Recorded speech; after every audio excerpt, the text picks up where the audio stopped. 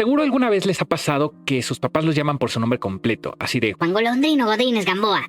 o los han mandado llamar porque el director de la escuela quiere hablar con ustedes. O han escuchado la famosa frase de tenemos que hablar. En todos estos casos, sabemos que algo va a suceder y que probablemente no va a ser del todo bueno para nosotros. Aunque no podemos estar del todo seguros. Quizá el director de la escuela quiera hablar con nosotros porque nuestros papás no han pagado la colegiatura. Y en ese caso, pues ya es pedo de ellos. O puede que su pareja quiera hablar con ustedes porque quiere formalizar más la relación. ¡Viva Lindura! Y bueno, para algunos esta será una muy buena noticia y otros de seguro saldrán huyendo al instante. Algo similar es lo que ocurre con la muerte, porque sabemos que es inevitable y eso solo nos genera más incertidumbre y preguntas. Empezando por qué es la muerte. La pregunta puede sonar obvia o tonta, porque en cierta medida todos tenemos una comprensión intuitiva de ella, pero en la realidad es bastante abstracta. En su sentido más científico, la entendemos como el cese total de todas las funciones de un organismo. Es decir, que aquí se ve a un ser vivo como una clase de maquinaria biológica y la muerte significa que ya no jarifa. Por dar una analogía, podemos pensar aquí en un celular.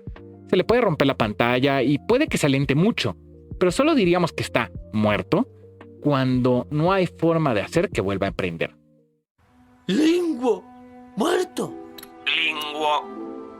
Ah. Muerto. Y bueno, esta explicación está muy bonita, pero deja de lado muchas cosas, sobre todo la forma en que percibimos la muerte y cómo lidiamos con ella. En ese sentido, una de las primeras cosas que afecta nuestra percepción de la muerte es qué tan cercana o distante es a nosotros. Es decir, que la forma en que la vemos y qué tan presente la tenemos depende de la etapa de vida por la que estamos cursando. Cuando somos muy chicos, ignoramos que existe, e incluso cuando alguien nos la explica porque nos enfrentamos a ella de una u otra manera, suele ser en términos muy ambiguos como está descansando o está en un mejor lugar. Y creo que para la mayoría de nosotros, en esta etapa solemos verla como algo ajeno, incluso un poco irreal, y en el mejor de los casos, la vemos simplemente como una ausencia de alguien a quien ya no vamos a volver a ver. Más tarde, en nuestra adolescencia, solemos tener un mejor entendimiento de lo que es la muerte, pero nos sigue pareciendo algo bastante lejano, que si nos afecta suele ser de una forma indirecta. Quizá esto se debe a que en cierta forma pensamos que las cosas no van a cambiar. Vamos a seguir teniendo siempre nuestros mismos amigos, nuestros profesores van a seguir impartiendo sus materias en forma perpetua. Cuando ustedes eran mis alumnos, les dije que no llegarían a nada. Y tenía razón. No son nada. E incluso nosotros llegamos a pensar que no vamos a cambiar. Ya llegamos como al límite de lo que vamos a hacer.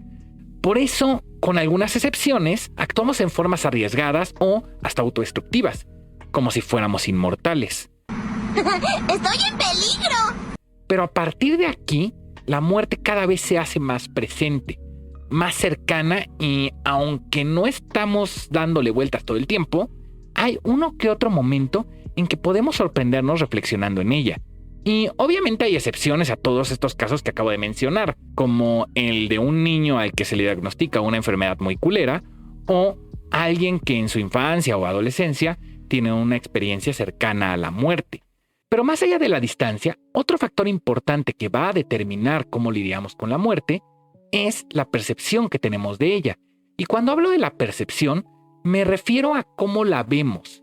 Es decir, si la consideramos como algo positivo, algo negativo o un punto medio entre estas dos opciones. Y venga, creo que muchos estarán pensando en que es imposible verla en una forma positiva o que solo quienes quieren darse cuello la pueden ver de esa manera. Pero en realidad esta percepción puede variar por múltiples factores, como son el estado de salud, las creencias, nuestro estado de ánimo y hasta cuestiones que para otros pueden ser irrelevantes, como que alguien te obliga a ver Boku no Pico. Fuera de broma, la visión positiva de la muerte suele estar relacionada con la idea del descanso o de que hay algo mejor después de la vida. De hecho, la idea de que hay un paraíso suele ser tan tentadora que muchas religiones que lo proponen hacen énfasis en que darte cuello te va a llevar al infierno. Por otra parte, un dolor muy fuerte relacionado a una enfermedad incurable también puede llevarnos a ver la muerte como una mejor alternativa. Incluso, hay veces en las que nos encontramos en una situación tan difícil que podemos llegar a verla como una salida. Y como nota, Si en algún momento se encuentran en ese último caso, hablen con alguien antes de hacer cualquier cosa. Recuerden que buscar ayuda no es un signo de debilidad, sino todo lo contrario. XHGC Canal 5, al servicio de la comunidad. En todo caso, la percepción positiva de la muerte es cuando se le ve como algo que puede llegar a ser deseable. Irónicamente, eso implica que con lo que se está lidiando es con la vida, como en el poema Muero porque no muero de Santa Teresa de Jesús, en el que esta mujer habla de que se está muriendo por morirse. ¡Mamá! ¡Papá! ¡Bart está muerto! Así es, muerto de ganas. De irme al paraíso. En el extremo opuesto, tenemos la visión negativa de la muerte, que, como dije antes, creo que es a la que nos inclinamos la mayoría de nosotros. En principio, me parece que esta visión surge de una cuestión instintiva. Con algunas excepciones, tendemos a la autopreservación. Nuestras partes más profundas están diseñadas para mantener nuestra existencia. En pocas palabras, tu cuerpo quiere seguir con vida y va a hacer todo lo posible para lograrlo. Por otra parte, en un sentido más racional, tenemos precisamente la incertidumbre que nos genera la muerte. Sabemos que va a suceder, pero no estamos seguros de qué implica eso. En otras palabras, nos encontramos con el límite de lo que podemos entender. Y esto nos lleva a que muchas veces regresemos a una respuesta instintiva, que es el miedo. Y por eso, en sus casos más extremos, la visión negativa de la muerte nos puede llevar a un temor desmesurado, acompañado de ansiedad e incluso, irónicamente, un pensamiento obsesivo sobre el tema que puede caer casi en una sensación de persecución. Por eso, al igual que con la visión positiva de la muerte, los casos extremos de la visión negativa nos pueden llevar irónicamente a dejar de vivir y desaprovechar oportunidades. Todo esto no implica que las visiones de la muerte, ya sean positivas o negativas, sean necesariamente buenas o malas, sino que nos inclinan a ciertas formas de lidiar con ella. Y hablando de eso, también hay visiones que no se inclinan ni a uno ni a otro lado, sino que ven la muerte en una forma más neutra o desapegada. En esta visión neutra, la muerte se suele percibir a partir de la resignación. Y aunque no me gusta mucho esta palabra, el punto es que aceptamos que no tenemos forma de lidiar con ella más que esperarla. Esto no implica que no haya un cierto miedo o esperanza a lo que va a venir, sino que eso se deja de lado por la imposibilidad de cambiarlo. Todos debemos morir algún día. Pero bueno, dependiendo de nuestra cercanía con la muerte y de nuestra percepción de ella, llegamos a las múltiples formas en que la afrontamos. A mi gusto, la mayoría de nosotros la afrontamos con un tipo de evasión. Evitamos ahondar demasiado en ella y en los casos en los que nos pasa por la cabeza, calmamos el pensamiento con la idea de que todavía falta demasiado. Yo no soy un tanatólogo, pero creo que esta forma de lidiar con nuestra mortalidad no es del todo incorrecta, al menos mientras somos jóvenes. Porque es verdad que es algo inevitable, pero el lado negativo de esta evasión es que puede esconder un miedo que si no se afronta, al menos en parte, va a perseguirnos durante toda la vida.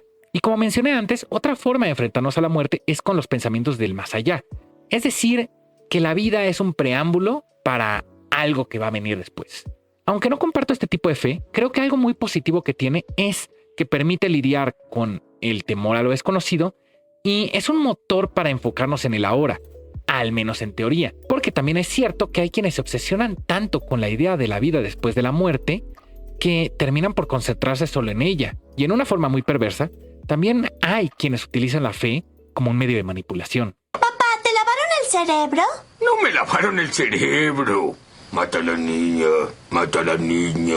Por último, también se puede lidiar con la muerte en una forma desapegada, con una clase de resignación o indiferencia. Y aunque en un principio esto podría verse como algo negativo, yo diría que es la forma de verdadera aceptación. En un sentido bastante estoico, es dejar de lado algo que no podemos controlar y esperar con tranquilidad el día en que inevitablemente suceda. Por supuesto, este abordaje también puede caer en un desapego extremo, que incluso puede confundirse con insensibilidad o llegar al nihilismo. Y hablando de esta forma en que percibimos la muerte y lidiamos con ella, aquí me gusta mucho el ejemplo de Hamlet por cómo aborda el tema en general.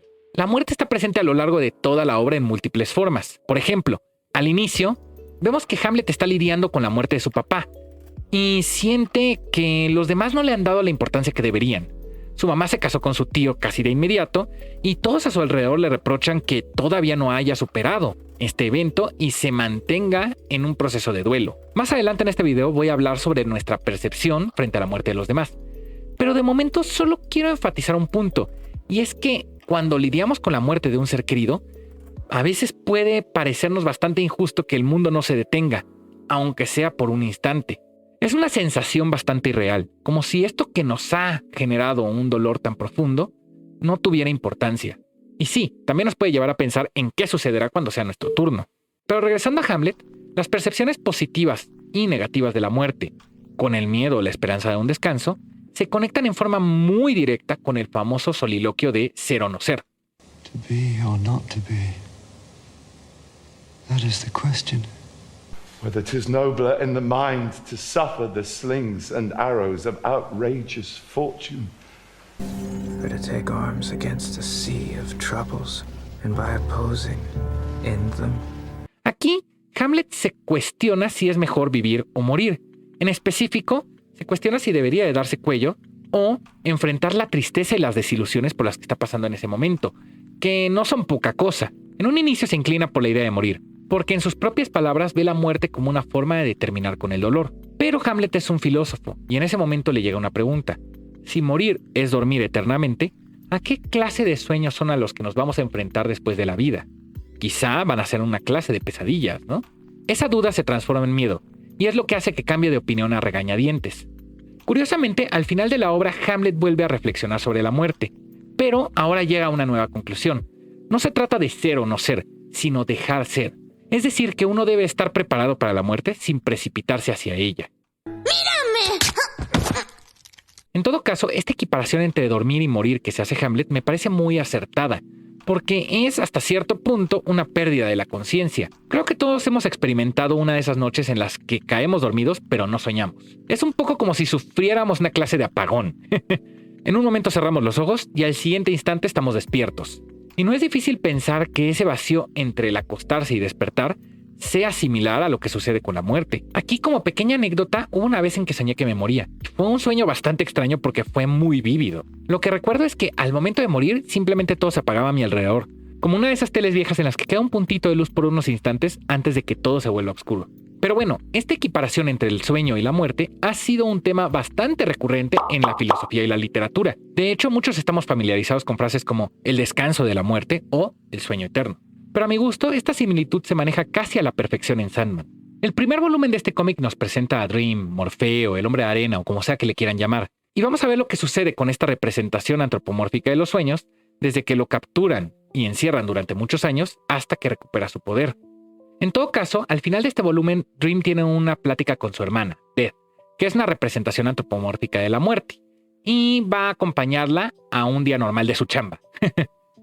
Y lo interesante de esta interacción es que ambos personajes reflexionan sobre su lugar en el mundo, las similitudes entre ambos y la percepción que la gente tiene de ellos. Y esta plática continúa hasta que en un momento Death menciona que le parece algo injusta la forma en que las personas le temen a ella y, sin embargo, se sumergen con tranquilidad todos los días en el reino de Dream, aunque él es el más maldito de los dos. Y creo que justo podemos reflexionar con este diálogo la forma en que, en efecto, rara vez nos ponemos a pensar en lo que implica dormir y estamos dispuestos a sumergirnos en esa oscuridad sin muchas preocupaciones, incluso cuando sabemos que durante el sueño podemos experimentar pesadillas o que quizá ese sea el último que tengamos. Tal vez mueras sin despertar. En todo caso, esta idea del temor a la muerte, que se trata tanto en Hamlet como en Sandman, y el cuestionamiento de qué hay después de ella, es precisamente uno de los puntos centrales de muchas religiones. Cada una de estas creencias suele tener una propuesta específica de lo que nos sucederá después de la muerte, pero ya sea que propongan la reencarnación, un paraíso, o que te transporten a otro mundo después de que te atropella un camión, en la mayoría de los casos, ese destino final o la vida después de la muerte queda muy influenciado por la forma en que nos comportamos en esta vida. En otras palabras, si te portas mal, Hay tabla. si eres lujurioso, Hay tabla. si no le das like a este video, Sea quien sea, hay tabla. y en este sentido, las ideas de la vida después de la muerte cumplen una doble función. Por una parte, se presentan como una forma de lidiar con nuestra mortalidad y disminuir el miedo, al menos hasta cierto punto, porque la segunda función está relacionada con el control social. Es decir, que el miedo ya no es tanto a la muerte, sino a las consecuencias que nuestros actos pueden tener después de morir. Y aquí surge una idea interesante, sobre todo si pensamos en algunas religiones orientales, porque en este sistema de premios y castigos, o paraísos e infiernos, ¿quién puede juzgar nuestras vidas y qué elementos tendría que utilizar para asegurarse de que su juicio es justo? Un ejemplo extremo de esto es cómo se puede juzgar en realidad a un bebé que fallece poco después del parto. Pero también hay muchos ejemplos más en los que no me parece que haya una respuesta clara, como qué sucede si realizas una mala acción para obtener un bien mayor, como puede ser matar a un tirano, o qué sucede si una de tus acciones tiene consecuencias negativas que tú no deseabas, como que inventes algo que resulta ser muy peligroso, o algo como lo que sucede en Monster para quienes hayan visto este anime. Y este tema de quién decide sobre nuestro destino después de la muerte y si su juicio es justo es precisamente el que se trata en Death Parade. La premisa de este anime es sencilla. Después de morir, el alma de las personas se transporta a una clase de bar en el que un barman medio emo, que se llama Dekim, los obliga a participar en un juego. Como se podrán imaginar, esos juegos son la forma que utiliza Dekim para juzgar a estas personas. En este caso, para decidir si les va a dar la oportunidad de reencarnar o si va a enviar sus almas al vacío. El giro es que estas personas no tienen memoria de haber muerto, sino que lo van recordando conforme avanza el juego. Además, en varios de los casos suele haber un elemento medio sádico en los juegos que nos recuerda a una versión light de las películas de Saw. Por ejemplo, en el primer capítulo una pareja compite en un juego de dardos, pero cada parte del tablero representa un órgano del contrincante y pues ya se podrán imaginar lo que sucede cuando le pegan con el dardo.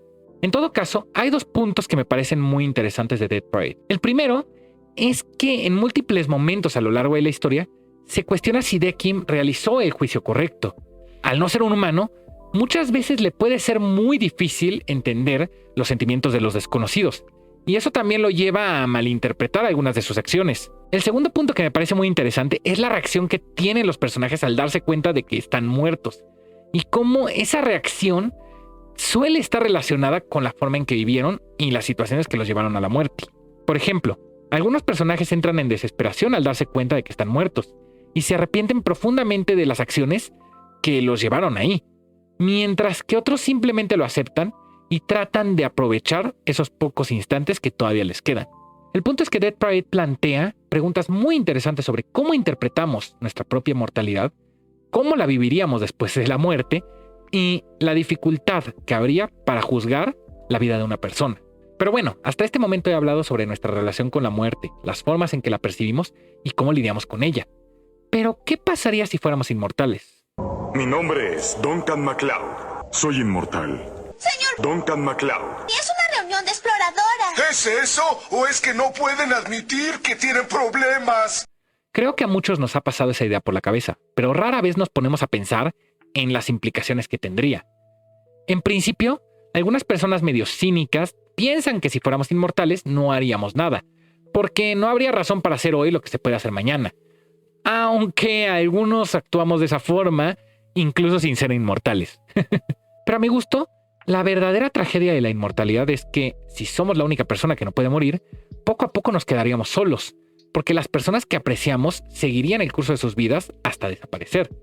Y sí, podríamos generar nuevas amistades, pero creo que en algún momento nos cansaría saber que pues también esas amistades van a desaparecer. Y eso nos lleva a ver que no solo tenemos que lidiar con nuestra propia muerte, sino también con la de los demás. Y a veces enfrentarnos a la muerte de un ser querido puede ser incluso más difícil que reflexionar en nuestra propia mortalidad. Algo similar es lo que se aborda en To Your Eternity. Este anime nos presenta una clase de ser amorfo que tiene el don de la inmortalidad, por lo que después lo apodan Fushi. Junto con esta característica, Fushi tiene la capacidad de tomar la forma de cualquier objeto con el que entre en contacto, y más tarde logra incluso tomar la forma de animales y personas. Sin embargo, aquí hay un giro, porque para que Fushi pueda tomar la forma de otro ser vivo, ese ser tuvo que haber muerto. Esto lo vemos en el primer capítulo cuando Fushi se transforma en un lobo que cae muerto sobre él. Poco después de tomar esta forma, Fushi se va a encontrar con un chico que vive solo en un paisaje bastante desolado.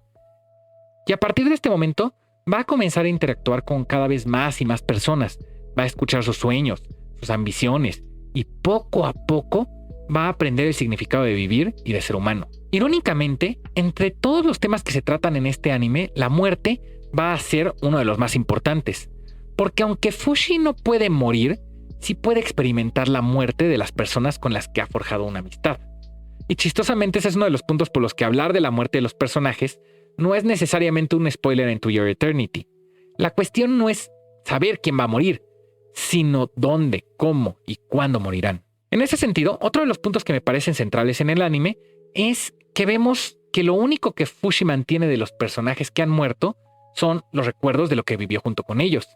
Y por esa razón, sus memorias se convierten en su posesión más valiosa.